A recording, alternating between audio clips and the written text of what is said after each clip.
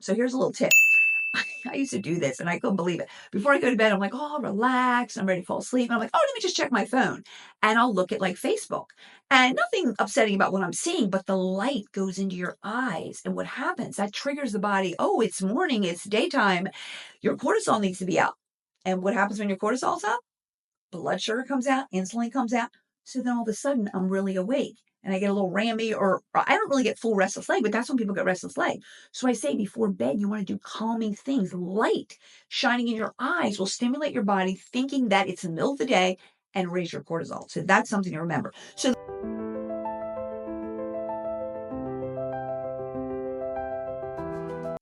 how blood sugar affects your weight, but also your mood and your sleep and all your other female symptoms. I'm Dawn, your natural hormone balancing specialist, and we're going to talk a little bit about blood sugar today because November is Diabetes Awareness Month. So let's jump into this. Let me help you understand your blood sugar, and then we're going to talk about how that's affected by stress and cortisol, but also your sex hormones, and see how that all comes together in one easy way to help you understand it so you can make the needed changes to get yourself slimmer, in a better mood, sleeping better, more energy, all that fun stuff. Okay, so let's show you this chart here. We love to use charts to be balanced because it just really helps women see. Visuals are good to help you understand. So basically, in a modern society, we have stress. We know that, right? And with everything going on, with the elections coming up, I think this month, everything is happening. And there's just so much stress going on. The electromagnetic fields of our cell phones, the way we eat can be stressful, just the economy, everything. So stress goes up. Stress makes the hormone cortisol goes up. And you've heard of that. Cortisol goes up. Nothing's wrong with cortisol. It's the stress that makes it go up. Okay. Then what happens is blood sugar will go up. And that's to give you energy for fight or flight. Because most times in the olden days, when you're under stress, you're running away from a lion or a bear or something's happening. And that's what gave you that energy, that release of blood sugar to go run away. So it's fight or flight, right? So this is what's happening in our modern society. But in our modern society, we're not running anywhere. We're usually sitting in a car or at a desk or in front of the TV, and we're just thinking and ruminating. That's what makes stress so much worse in our society today because we don't burn off those extra hormones that come out and the cortisol. We just kind of sit. So that's what's going on. Now, what happens is that makes the blood sugar go up. So if you ever have like restless leg syndrome or you feel jittery, blood sugar going up. So here's a little tip.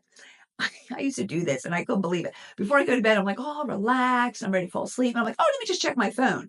And I'll look at like Facebook. And nothing upsetting about what I'm seeing, but the light goes into your eyes. And what happens? That triggers the body. Oh, it's morning, it's daytime. Your cortisol needs to be up. And what happens when your cortisol's up? Blood sugar comes out, insulin comes out. So then all of a sudden I'm really awake and I get a little rammy, or I don't really get full restless leg, but that's when people get restless leg. So I say before bed, you want to do calming things. Light shining in your eyes will stimulate your body, thinking that it's the middle of the day, and raise your cortisol. So that's something to remember. So the blood sugar is high. Then insulin comes and then it pulls the blood sugar down. Then you have low blood sugar. So this is basically called a blood sugar roller coaster, especially when we're under a lot of stress. This can cause cravings, hunger, irritability, makes you moody, hot flashes, and night sweats for sure. They are triggered when blood sugar falls. But your doctor never told you that, right? So what happens is you wake up, I got a lot of things to do today. I'm going to have a latte or espresso. And you drink it and you don't have anything for breakfast. You're running around dropping your daughter off to school, going to the post office. All of a sudden you have a hot flash because your blood sugar went up because the caffeine or maybe the sugar in the drink, and then drops off. But had you had that with bacon and eggs or just a protein shake or anything, the blood sugar would have stayed steady. So that's just a little tip there. But anyway, so this is what's happening with our blood sugar. This is not what we want. Now, what does this then do? Stress affects the blood sugar. What does it do now to the sex hormones? So let's take a quick look at that, okay? So to review, we have high stress, high cortisol. Did you know that high cortisol over time will actually decrease progesterone levels, leaving women, almost every girl you know in America has PMS, right? Young girls, PMS, older women have perimenopausal or menopausal symptoms, okay? So this is what's happening. Now, why? What's the big deal? Progesterone is your best friend. Let me say that again. Progesterone is your best friend, not estrogen, okay? No one talks about progesterone. Progesterone actually stabilizes blood sugar. People don't realize that. So when your blood sugar is steady, I can go into a deep sleep. I don't have anxiety attacks. I don't have hot flashes and night sweats. I don't get hangry and get in a bad mood. I just feel better. And then I'm not going to eat as much. I would feel good to exercise. My energy is steady. All of that's connected to progesterone. But most women are low in progesterone because it's converted over to make cortisol to keep us alive because too much stress. And the body will not go without cortisol. If your cortisol goes too low, that could be very, very dangerous. So the body will convert the progesterone to make cortisol, leaving women low. That's why most girls have PMS. Then after menopause, it gets worse because progesterone is mainly produced when you ovulate. And after menopause, what? We stop ovulating. So then progesterone goes really low. Does estrogen go down a little bit? You've heard of that during menopause, a little bit. Not as much as they say, because your fat and skin cells can produce estrogen. Now, let me tell you, I'm saying this not because I read it in the book, not because I went to college for it. I mean, I did go to college for other things, but specifically because I've seen it in lab tests. We have a chemist that works directly with my company, Be Balanced. We have our own lab. And basically, when I was first training like 25 years ago, I was studying this, and we would have saliva test, and the woman will come in and she'd be low in estrogen and progesterone. She's a little older, maybe in her 50s or whatever, a little 50s, 60s. So we would just give her natural progesterone cream. We also would do a little something, which I won't get into now, for the adrenals, for the cortisol, lower that. But basically, the progesterone, what happened? Her progesterone level went up. We did the second saliva test. But the interesting thing is her estrogen went up a little bit. What? We didn't give her estrogen. Where'd that come from? It comes from the tissues. That's the proof. So I've seen it in lab tests hundreds of times. The tissues can produce estrogen up until our 80s or 90s. So there's really no reason to take estrogen. When you have enough progesterone, the body will supply you with estrogen. When you don't have enough progesterone, you still have estrogen, but the body keeps it and pulls it back into the tissues. And that's what makes it's in the body, but it's not active. So if you test with blood, saliva, urine, you're not going to see it. Okay. Do you ever wonder how a woman that looks like on paper, one of those tests, looks like she has low estrogen, but she has breast cancer? She has estrogen receptor positive breast cancer, which we always feel like it means she has a ton of estrogen. No, but the estrogen's in the tissues. It's in the breast tissue, and that's affecting the breast cells. And when there's not enough progesterone to balance that out, that's a problem.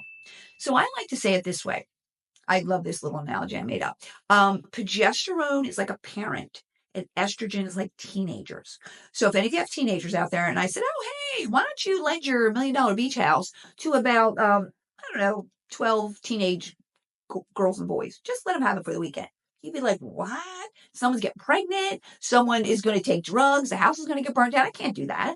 And I get it. So if I would say to you, oh, okay, well, we don't want teen pregnancy. We don't want teen drug use. We don't want arson. Why don't we just kill all the teenagers in the world? Okay, well, I think that might be illegal. Number one, it'd probably be effective, but no, but that's not a good solution. So when you try to take out all the estrogen or all the teenagers, right? Try to get all the estrogen in the woman's body when she has breast cancer, that's equivalent to killing all the teenagers. But if I said to you, why don't we put two parents, two chaperones in that home with the teenagers, one per every 5 or 6 teens, everything's going to be okay. So basically, that's what happens. When you bring some progesterone in, it actually balances out the estrogen. So estrogen isn't bad. Teenagers aren't bad. There's a little wild, but we just need the like 1 to 5 or 1 to 6 progesterone per estrogen. Same with teenagers and chaperones. So that helps you understand. We want both of these, but as a woman gets older and goes through menopause, the progesterone goes down even lower. And then what happens? Whenever you're dominant in estrogen, here's the key. The extra estrogen floats around in your system and goes over, causing problems like teenagers, and stimulates the pancreas to produce insulin. No matter what you ate, you didn't even eat any sugar, it's stimulating it. What's insulin going to do? Bring your already maybe low blood sugar down because you didn't even eat anything. It's the middle of the day. Then when your blood sugar goes really low, what happens? The body gets nervous, cortisol spikes again. Then based on our last chart, more insulin comes out, blood sugar comes out. It starts a whole roller coaster effect. So we cannot have that continuously going on.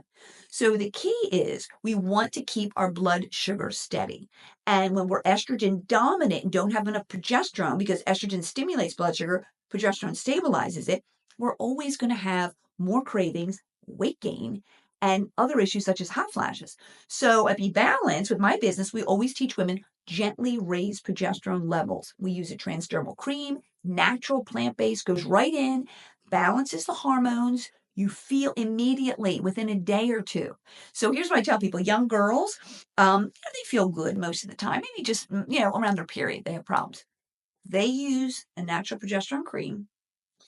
By the time their next cycle, they'll have a dramatically different cycle. If a woman that's older, I have anxiety every day, I have hot flashes every day, uses a natural hormone balancer cream, within a couple of days, we'll notice a difference. Now, at Be Balanced, we do something a little different. We don't just give progesterone, because what did I say? Progesterone, even if your bucket's full, it'll have a hole in it if you're under stress. And who isn't in this day and age, right? So we patch up that hole by doing a little bit of adrenal support. And adrenal support, we call it our like stress cream, gives the body what it needs to make cortisol so the body doesn't steal the progesterone. Okay? Then the progesterone can stay there and balance out the estrogen. Whereas if we don't do that, we have moderate to high estrogen, we're trying to get progesterone, and keeps getting converted. So that's why progesterone alone doesn't work. So at Be Balanced, we take the guesswork out of women's weight loss and wellness. We understand. I've been doing this for 33 years. I've worked with hormones for 25, specifically with a chemist. And we understand what's happening. We don't even do saliva tests anymore. You know why? Because anything we use is natural, and the excess that goes through the skin is going to get urinated out in 18 to 24 hours. So, we want you to use enough or you won't get results. If you use too much, you're just wasting it. That's why we have specific protocols. So if you're worried, hormones are imbalanced, my blood sugar is imbalanced, I'm gaining weight, I don't feel good, I'm on a slow train to insulin resistance or diabetes, which I always say we all are, unless something kills us first. We want to keep our blood sugar steady. Consider using natural progesterone therapy. And if you're interested, Be Balanced offers free consultations. Check it out.